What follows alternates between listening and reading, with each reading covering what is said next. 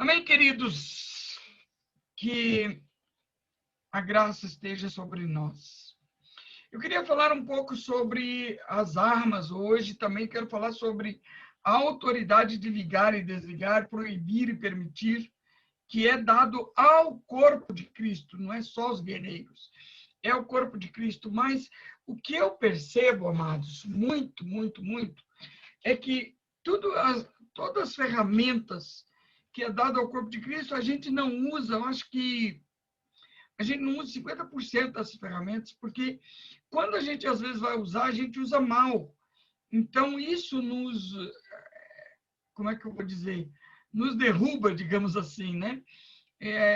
Isso acaba tirando de nós essa capacidade de nós sermos essas pessoas que vão realmente fazer diferença nessa terra.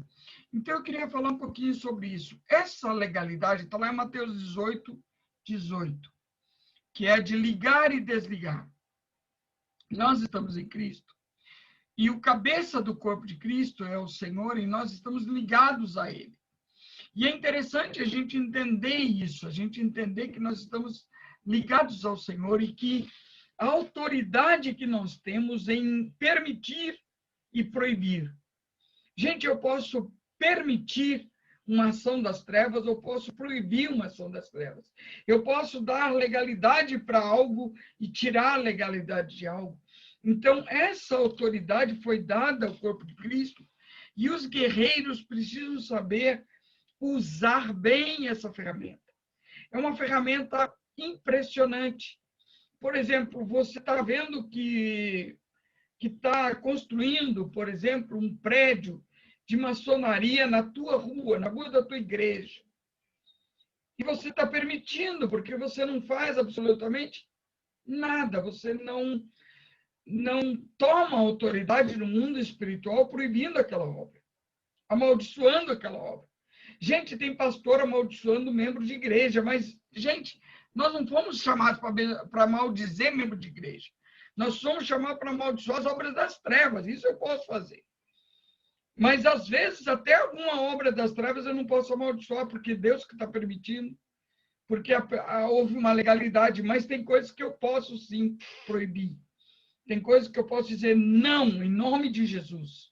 Eu posso dizer para um templo, para um centro espírita, não, você não vai se estabelecer nesse lugar. Eu te proíbo de agir aqui. E dizer, Satanás, eu te proíbo de você entrar nesse lugar. Né? E nós contamos essa experiência que nós tivemos no Uruguai, na primeira aula, na primeira, na segunda, já nem sei mais, que nós tivemos. Então, nós temos autoridade no nome de Jesus Cristo. Né? Nós temos o direito legal dado por Deus de abençoar, de proclamar, de proibir e de entronizar. Nós podemos entronizar Jesus sobre a nossa cidade e, dessa forma, nós temos a legalidade de proibir as trevas. Então, gente, nós precisamos entender esse poder. Agora, as trevas vão tentar te confrontar, te afrontar. E aí nós temos que usar essa autoridade do nome e do poder de Jesus Cristo. Nós temos que estar revestido com o sangue, né? E nós precisamos entender esse poder. Que a vontade de Deus seja feita na terra, como ela é feita nos céus. E qual é a vontade de Deus, gente? Eu pergunto para vocês, qual é a vontade de Deus? Que todos sejam salvos. É a predestinação. Deus predestinou o ser humano para a salvação, mas muitos não querem. Então, eu tenho que trazer a vontade de Deus para que as pessoas sejam salvas. Quanto mais pessoas salvas numa cidade, menos as trevas têm atuação. Por exemplo, se uma cidade tem 100% de crentes, qual é o centro espírita que vai fazer um centro lá? Porque ele não vai ter cliente. Não vai ninguém lá. Você está entendendo? Então, nós tomamos essa autoridade. Nós tivemos o privilégio de estar com o pastor Manuel Riscache, Guatemala, aqui conosco. Nós tivemos com eles, com os pastores da Colômbia, E os pastores da Colômbia nos falaram como é que a igreja se posicionou contra o tráfico de drogas e caiu o cartel de Cali e o cartel de Medellín. Os dois cartéis caíram porque não foi porque a polícia, porque os americanos, nada disso. Foi porque a igreja começou a proibir a ação de Satanás. Gente, a igreja tem autoridade no lugar. E nós, o Manuel Riscache, ele tinha um grupo de 4 pastores na cidade, uma cidade bem pequena, e a cidade tinha três presídios, e a maioria do povo vivia preso por violência, violência doméstica, bebedeira e prostituição. O povo vivia preso por esses crimes na cidade. E as cadeias cheias de gente. E a igreja começou a se unir para interceder, para orar pela cidade.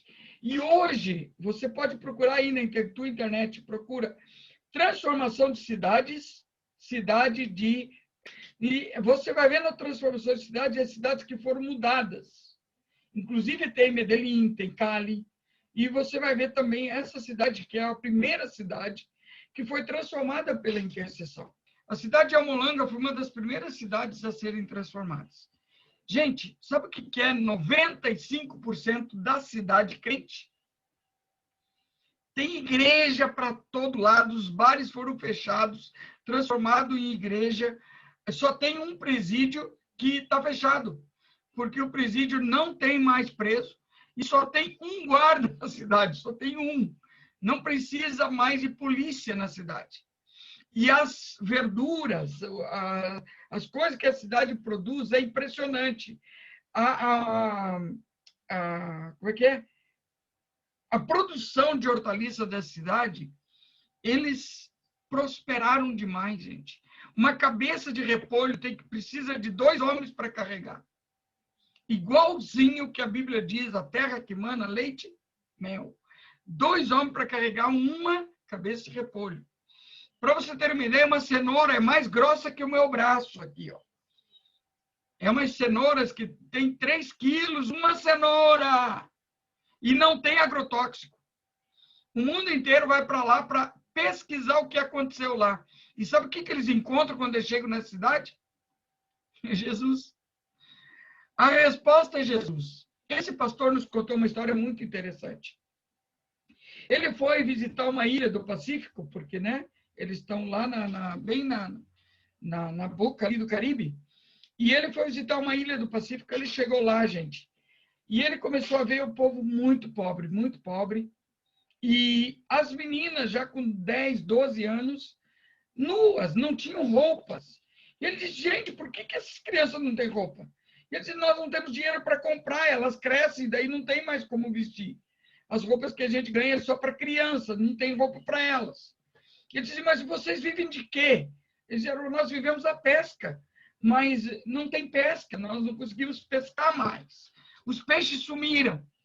E ele disse assim, não é possível. E eles pegaram um barco e eles saíram orando com os pastores, só tinha 2 pastores na ilha toda. E eles saíram orando e ungiram aquelas águas e o pastor Manuel Riscache foi embora. 2 anos depois ele volta nessa ilha e ele não reconhece mais ninguém na ilha. Ele não acha mais a igrejinha, porque não tem mais igrejinha. Tem uma mega igreja. E tem barcos grandes no cais. E eles construíram um porto, e agora a cidade, a ilha é próspera. E ele disse assim, quando eles veem o pastor, eles dizem assim, Pastor Manuel, nós prosperamos, os peixes voltaram, e a gente exporta para o mundo todo. Né? Nós exportamos esses peixes para o mundo inteiro.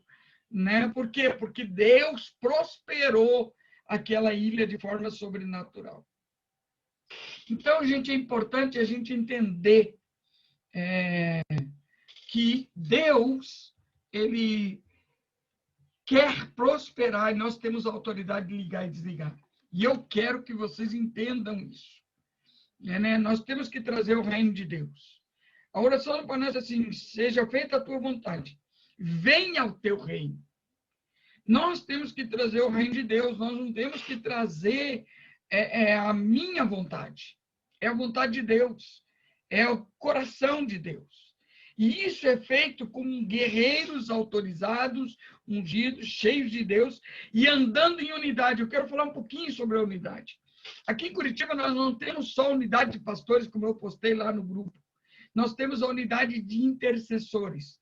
Então, uma vez por mês, nós reunimos todos os intercessores, mas aqui é impressionante. Nós temos vários grupos de intercessores em unidade espalhados pela cidade de Curitiba. Por exemplo, região norte tem um grupo, região sul, região leste, região oeste, região sudeste. Tem um grupo de intercessores que reúnem com várias igrejas, os pastores abençoando e autorizando. E esses intercessores, então, buscam a vontade de Deus e oram, proibindo e liberando.